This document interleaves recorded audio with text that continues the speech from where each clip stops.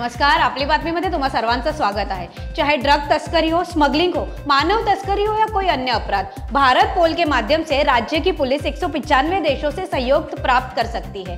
Bharat pole पोर्टलच्या launch प्रसंगी केंद्रीय गृहमंत्री माननीय अमित भाई शाह यांनी सांगितलं। चाहे ड्रग ट्रैफिकिंग हो, चाहे शस्त्रों का स्मगलिंग हो, चाहे ह्यूमन ट्रैफिकिंग हो और सीमा के पार से होने वाले टेररिज्म रिलेटेड अपराध, ये सभी अपराधों को एक राज्य की पुलिस अपने यहाँ के अपराध को भारत पोल के नेटवर्क के माध्यम से 195 देशों की पुलिस के साथ साझा कर इनका सहयोग प्राप्त करने में हमें बहुत बड़ी सहायता मिलेगी। आपल्या पिढ्या जोपर्यंत चाणक्य यांना लक्षात ठेवतील तोपर्यंत आपला देश, आपली सभ्यता आणि आपली संस्कृती समाप्त होणार नाही। चाणक्य नाटकाच्या 35व्या वर्ष आणि 1710व्या प्रयोगात उपस्थित राहून चाणक्य यांची आठवण करत राज्याचे मुख्यमंत्री माननीय देवेंद्र फडणवीस जी यांनी सांगितलं, जब सत्ता अंध हो जाती है, ऐसे समय एक शिक्षक ये तय करता है कि सत्तांध शासकों को सबक सिखाकर एक नई सत्ता का निर्माण वो करेगा और वो करके दिखाता है। और इस सारे प्रयोग में वो राजा नहीं बनता तो अंत तक उस सत्ता को चलाने के लिए एक प्रेरणा स्रोत के रूप में, एक विचारक के रूप में, एक स्ट्रैटेजिस्ट के रूप में वो जो कार्य करता है, ये मैं ऐसा मानता हूं कि दुनिया के इतिहास में एक मिसाल है।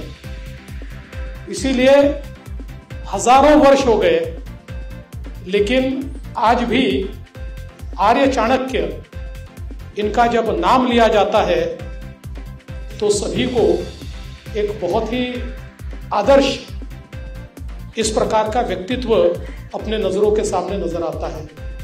माझी शेतकऱ्यांना हात जोडून विनंती आहे की कुठल्याही परिस्थितीत आत्महत्याचा मार्ग निवडू नका। मुंबईत माध्यमांशी बोलताना महसूल मंत्री आणि भाजपा महाराष्ट्र प्रदेश अध्यक्ष माननीय चंद्रशेखर बावनकुळेजी यांनी सांगितलं, माझी विनंती आपल्या माध्यमातून शेतकऱ्यांना आहे, विरोधकांचं राजकारण जाऊ द्या, कुठल्याही परिस्थितीमध्ये आत्महत्या काही पर्याय नाही, त्यातनं मार्ग निघू शकतात आणि महाराष्ट्राचं सरकार मार्ग काढायला तयार आहे। मी आपल्या माध्यमातून शेतकऱ्यांना हात जोडून विनंती करतो की आत्महत्येचा पर्याय निवडू नका। नारी तू नारायणी सन्माननं सन्मानित आणि दिव्यांग आयकॉन ऑफ भारत शिखा रस्तोगी यांनी मंत्रालयात राज्याचे मुख्यमंत्री माननीय देवेंद्र फडणवीस यांची भेट घेतली। या भेटीबद्दल मुख्यमंत्री माननीय देवेंद्र फडणवीस यांनी त्यांच्या सोशल मीडिया हँडलवरून एक पोस्ट केली आहे, ज्यात त्यांनी नमूद केलं आहे की बहन शिखा, आपके जज्बे और जिंदा दिली को सलाम। नारी तू नारायणी सम्मान से सम्मानित एवं दिव्यांग आइकॉन ऑफ भारत बहन शिखा रस्तोगी से मंत्रालय में मुलाकात हुई, उनसे मिलकर बेहद खुशी हुई। आपसे मिलकर एहसास हुआ कि शरीर से दिव्यांग होने के बावजूद भी जीवन से आपको किसी तरह की कोई शिकायत नहीं है। जीवन की कठिनाइयों से न घबराते हुए आज आपकी पहचान एक आत्मनिर्भर और सशक्त महिला के तौर पर होती है। आपका ये संघर्षमय जीवन विपरीत परिस्थितियों में भी लोगों को आगे बढ़ने की प्रेरणा देता है। बीड येथील स्वर्गीय संतोष देशमुख यांच्या कुटुंबियांनी आणि भाऊ धनंजय देशमुख यांनी मुंबई येथे मुख्यमंत्री माननीय देवेंद्र फडणवीस यांची भेट घेतली। बीड येथील गुन्हेगारी संपूर्णतः संपवण्यासाठी कठोर कार्यवाही केली जाईल आणि तोवर थांबणार नाही।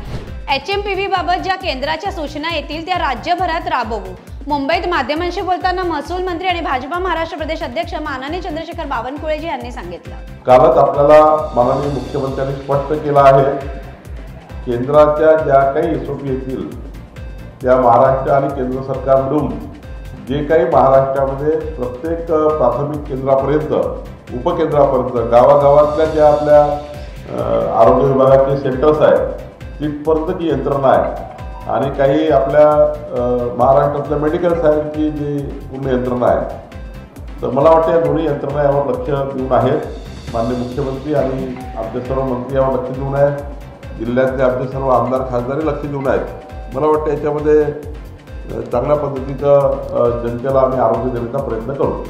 भारतीय जनता पार्टी हा कार्यकर्त्यांचा पक्ष आहे, कार्यकर्त्यांचा सन्मान करणारा पक्ष आहे। कोणतीही राजकीय पार्श्वभूमी नसताना भाजपा परिवारातील अनेक कार्यकर्त्यांनी आपल्या कर्तृत्वानं देशाच्या आणि महाराष्ट्राच्या राजकारणात आपलं स्थान निर्माण केलं आहे। भाजपा परिवारातील प्रवेश म्हणजे राष्ट्रहितासाठी झटण्याची सुवर्ण संधी आहे। पुणे महानगरपालिकेतील शिवसेना उबाटा गटाचे माजी नगरसेवकांनी मुंबई भाजपा महाराष्ट्र प्रदेश कार्यालय येथे भाजपा महाराष्ट्र प्रदेश अध्यक्ष आणि महसूल मंत्री माननीय चंद्रशेखर बावनकुळेजी आणि भाजपा संघटन पर्व प्रदेश प्रभारी माननीय रवींद्र चव्हाणजी यांच्या प्रमुख उपस्थितीत भाजपात प्रवेश केला।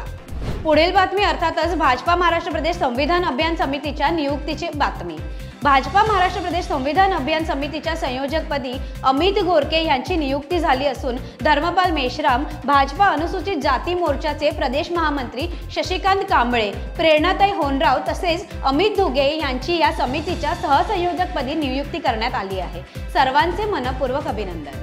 तुम्ही भाजपाचे सदस्य आहात का? नाही तर आजच तुमच्या फोनवरून 8800002024 या क्रमांकावर मिस कॉल द्या आणि भाजपा परिवाराचे सदस्य व्हा। नंबर पुन्हा एकदा ऐकून घ्या, 8800002024 या नंबरवर मिस कॉल द्या आणि देशाच्या विकासात सहभागी व्हा। आजच्या बातम्यांमध्ये इथेच घेऊया विराम। उद्या पुन्हा भेटूया नव्या बातम्यांसह। पाहत राहा आपली बातमी, आपल्या पक्षाची बातमी। धन्यवाद।